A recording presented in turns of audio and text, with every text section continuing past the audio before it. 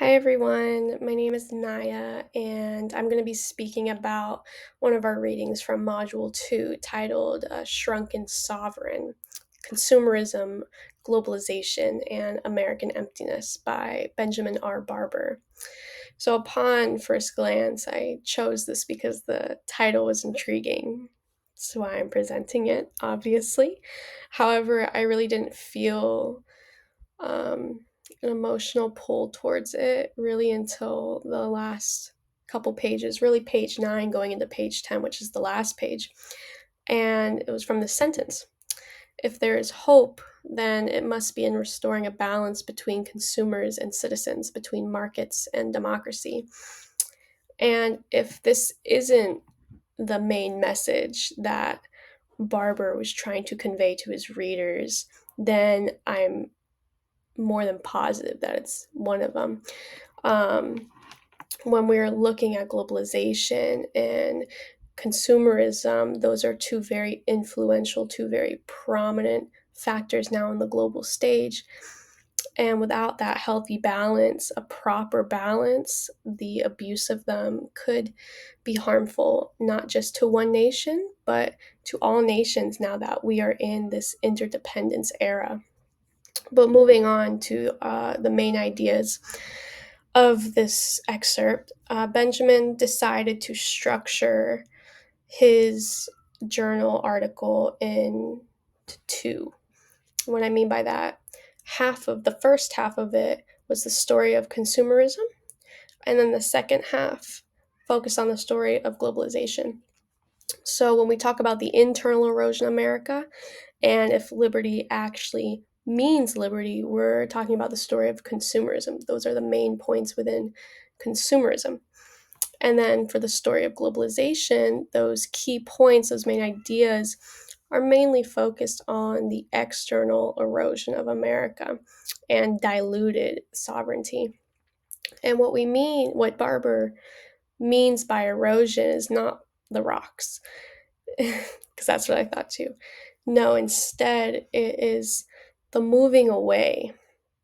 That's what he wants to convey to you. He's very intentional with his words. So when he uses erosion, he's talking about moving away from the historical concept of sovereignty internally and externally of the United States.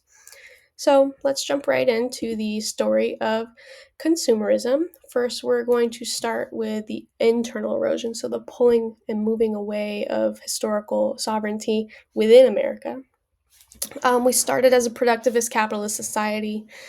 Basically, what that means is we praised hard work, we praised investment, we praised delayed gratification. However, we soon moved into a more consumerist capitalist society, because we were starting to be able to interact with the rest of the world. Unfortunately, access to more makes intrinsically human needs want more, and now we have the term overconsumption, because that's currently what we're facing now. In today's world, but that trickled down into a term called, the quiet crisis. And this term was coined by Thomas Friedman. And the quiet crisis, to be as concise as possible, is the typical American stereotype if you were to ever go overseas, abroad to Europe, specifically, in my opinion. They're not praising the hard work, they're praising the consumption over hard work.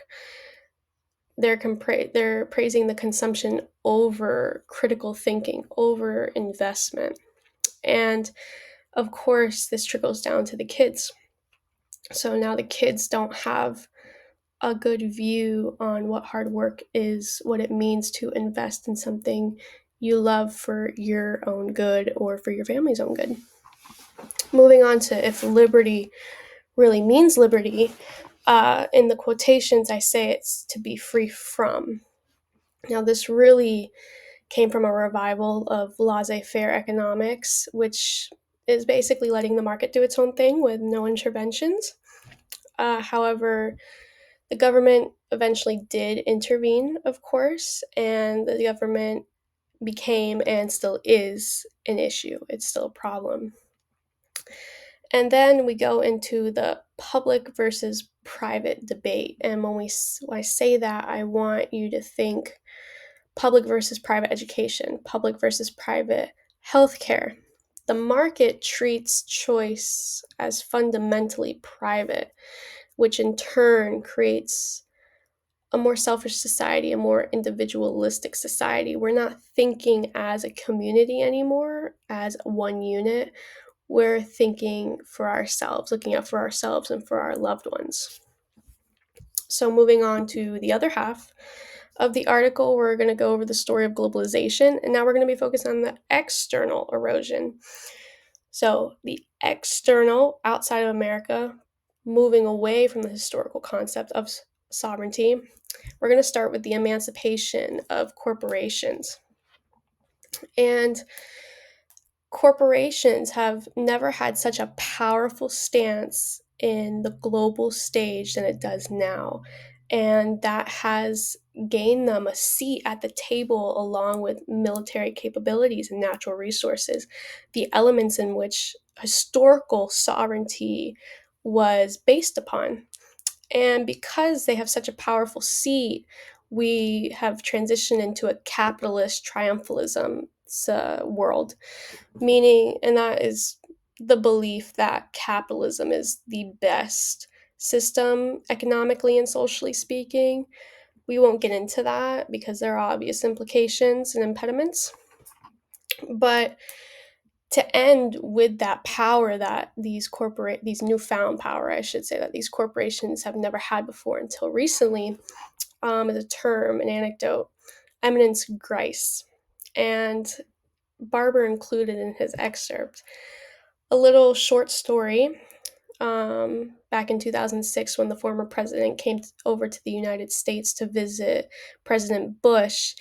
He didn't stop first at Washington, D.C. He actually stopped in Seattle, Washington to meet with Bill Gates instead of the president first. And if that doesn't say much, I don't know what will. And then we're going into diluted sovereignty. And this really became prominent. People really started to pay attention after 9/11. May they all rest in peace. However, historical sovereignty really took a hit in America because we really were the last superpower left standing before that. And to say that historical sovereignty was diminished would be foolish, but it was fundamentally altered into what it is now in the incorporation of the different uh, influences that we have, such as consumerism and the emancipation of corporations.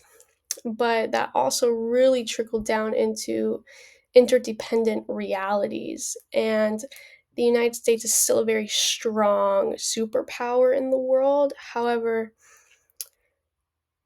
we've never seen a nation so powerful be so incapable of managing it because we are now all so interdependent. All of our nations are so interdependent on each other.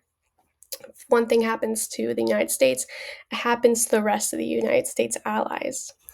And then for current events, analyzing the text further into what's going on today, I chose the tariffs that President Trump has enacted since being back in office. Like I said, these interdependent realities, it doesn't affect just one person, it affects everybody. So imposing these tariffs not only hurt, let's say, the EU, the European Union, but it also hurt their allies.